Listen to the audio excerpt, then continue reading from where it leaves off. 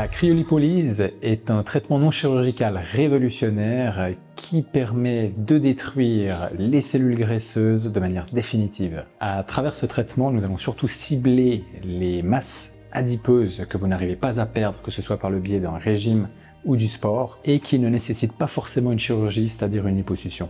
Il faut bien comprendre que ce n'est pas une méthode d'amaigrissement ou une solution contre l'obésité, mais bel et bien une alternative non chirurgicale qui remplace la liposuction. Son efficacité a clairement été démontrée de manière scientifique avec des résultats qui prouvaient une perte de masse graisseuse allant jusqu'à 27% sur certaines zones ciblées. Sachez qu'il existe quelques contre-indications à ce traitement.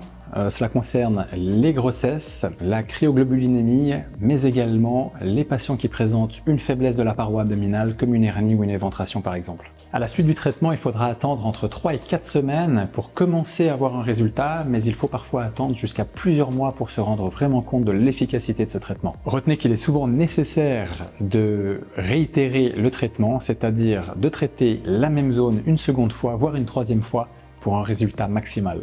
Il est tout à fait normal de ressentir des douleurs après la séance, mais très rapidement, vous reprendrez votre quotidien et vos activités sportives. Le principe de la cryolipolyse, ça va être de positionner cet applicateur réfrigérant sur la zone à traiter.